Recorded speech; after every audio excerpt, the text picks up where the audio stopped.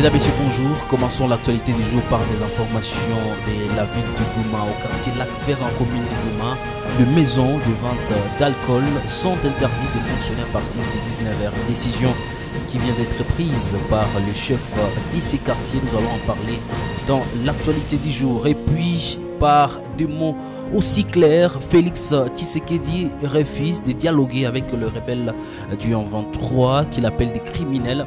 Vous le savez, Bertrand Bisimou, responsable du M23, a aussi annoncé hier que son mouvement du 23 mars ne compte plus sur les accords avec Kinshasa. La résolution de ces problèmes sur la voie diplomatique reste ainsi incertain et nous aurons le temps de suivre Félix Antoine Tshisekedi, également suivre les temps avec lesquels Félix Tshisekedi a dit qu'il ne va pas aussi dialoguer avec les rebelles dits M23.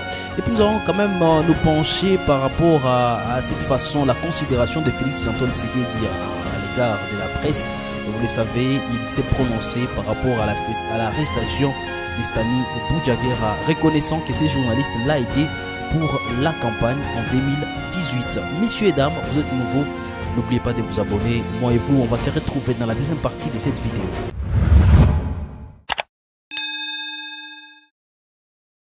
Commençons l'actualité du jour. Le chef du quartier Lac-Vert interdit le fonctionnement des débits de boissons dans son entité chaque jour à partir de 19h. Cette décision a été annoncée ce mercredi à Kivu Morning Post par ses cadres de base. Dédé Simitima justifie son action par les soucis de mettre un terme à l'activisme de certains bandits qui s'en prennent aux entrepreneurs de son entité pendant les heures vespérales. Suivez ici Dédé Simitima.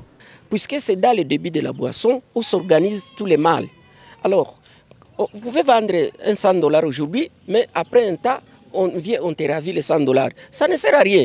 Donc l'essentiel était de fermer toutes les maisons opérationnelles des activités de vente de boissons fortement alcoolisées.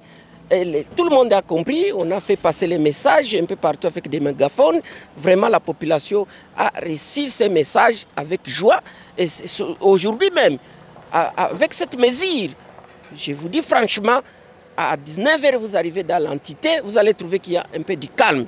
Donc, ils ont compris qu'il fallait qu'on les fasse pour que ces bandits qui viennent ces journées, se mettre en débit de la boisson pour organiser des sales besognes, ils n'ont plus où le faire. Les maisons de tolérance, tout ça on a éradiqué, les maisons de chanvre, vraiment le message est passé. Et on a fait aussi associer nos frères déplacés, puisque des fois on a eu à pointer les doigts. Oui, parce qu'ils étaient pointeurs dans tout ce qu'il y avait comme en sécurité. Tout ce qu'on était en train de perdre dans notre entité, nous les voyons souvent dans les cas de déplacés, mais on s'est aussi rapproché de ces gens-là qui sont dans les cas. Nous les avons aussi montré ce qui est l'inquiétude de la communauté, et aussi ils ont compris comme il faut aussi partie des habitants de ces quartiers, il fallait qu'ils nous accompagnent pour la recherche de la paix, et ils ont compris, ils ont reçu le message, et c'est ce que nous sommes en train de le faire, que ça soit à caractère permanent, pour que ça ne puisse pas donner encore de mauvais aspects, sinon nous allons toujours évoluer comme ça, et j'invite toujours la population à la même démarche, chacun dans son rayon d'action, chacun dans sa maison. Je pense que ça va aller. Rendons-nous à présent à Rutshuru. Une personne a été tuée dans la nuit du mardi à ce mercredi 20 septembre 2023 dans le village Rochevu en groupement Tongo dans les territoires de Rutshuru. Selon les sources concordantes, il s'agit des Kanaoume âgés d'une trentaine d'années, achevés par des bandits armés non identifiés qui lui ont tiré 2 balles avant de se volatiliser dans la nature.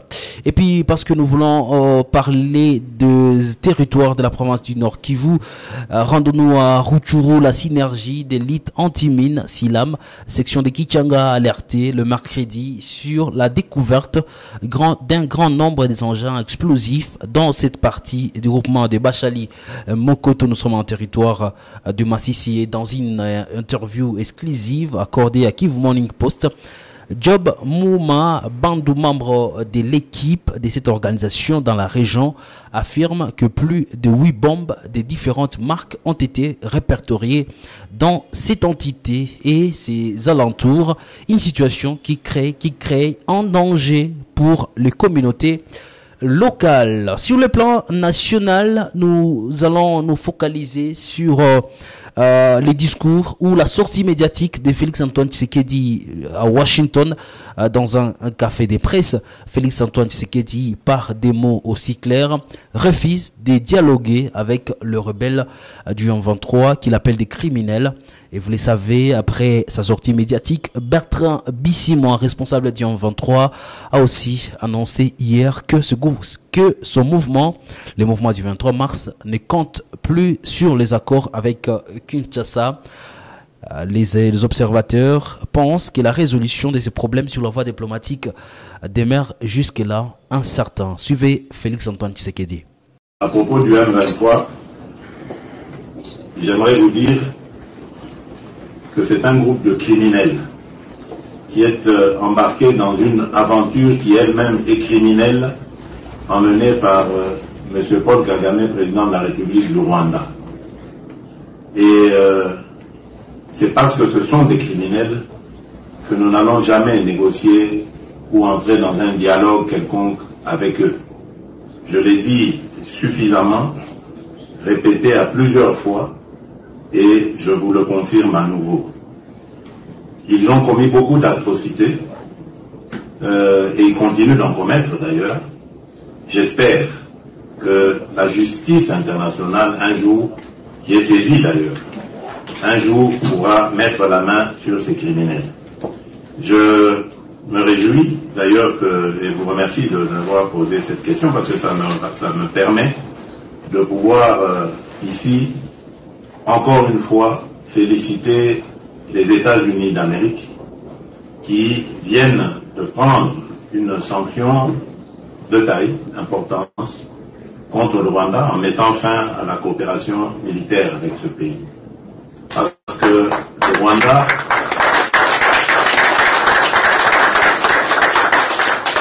le Rwanda a fait du génocide malheureux qu'il a connu une occasion pour essayer de conquérir toute la région avec des ambitions hégémoniques de la part de son leader qui a écrasé tout sur son passage dans l'unique but de piller les ressources des pays comme la République démocratique du Congo. Aujourd'hui, nous disons, ça suffit. Plus de 10 millions de morts, des millions, voire des milliards de dollars de pillés en ressources naturelles, minières comme agricoles, ça suffit. Voilà pourquoi nous avons renforcé nos capacités et nous sommes, je peux le dire aujourd'hui, en mesure de pouvoir faire face à n'importe quelle adversité venant de ce pays-là. Donc, nous n'allons pas baisser les bras, nous allons continuer à défendre notre pays et je n'exclus aucun scénario pour défendre ce pays et avoir la paix véritable en République démocratique du Congo.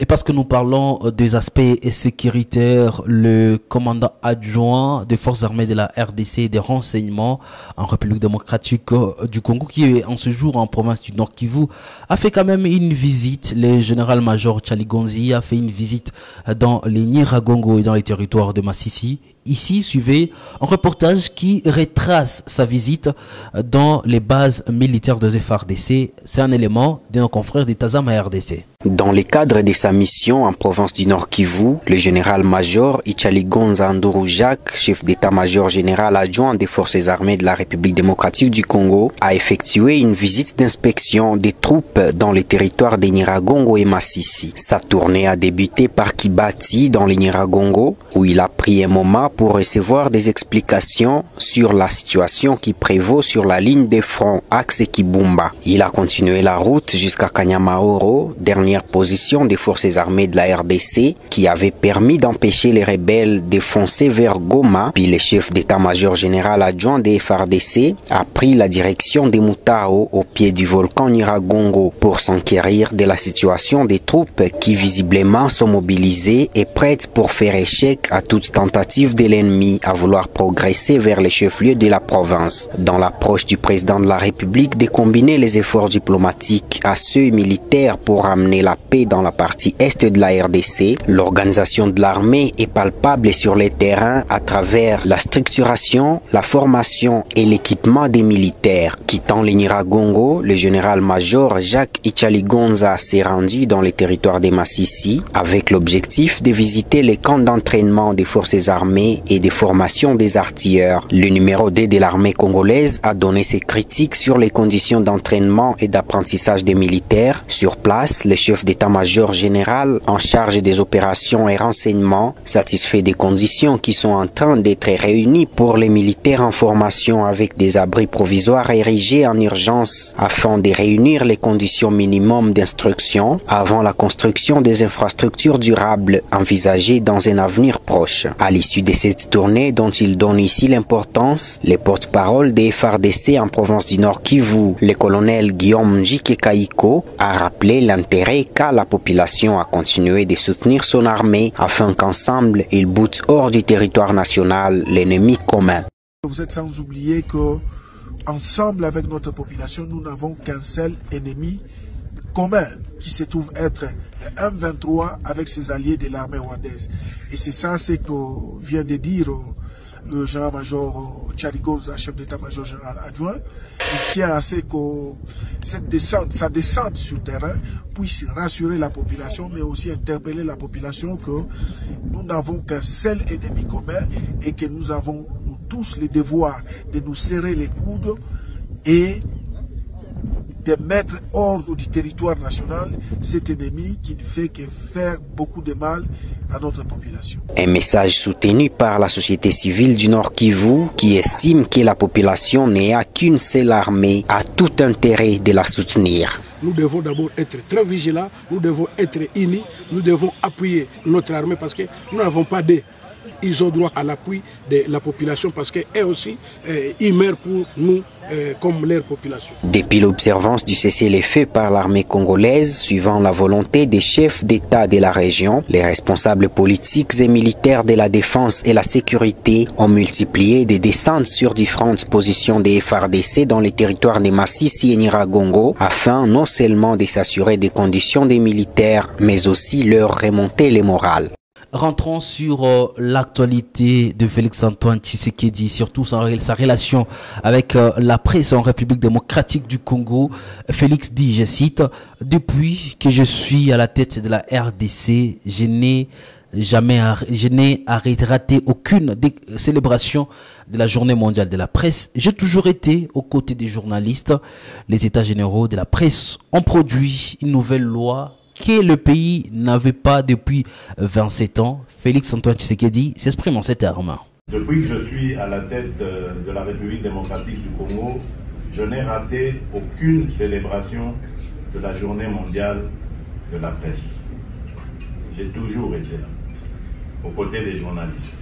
J'ai présidé, inspiré la tenue des États généraux de la presse congolaise, lesquels États généraux ont donné lieu à une nouvelle loi. Pour la première fois depuis 27 ans, on n'avait plus de loi. Cette loi a l'avantage d'être moderne parce qu'elle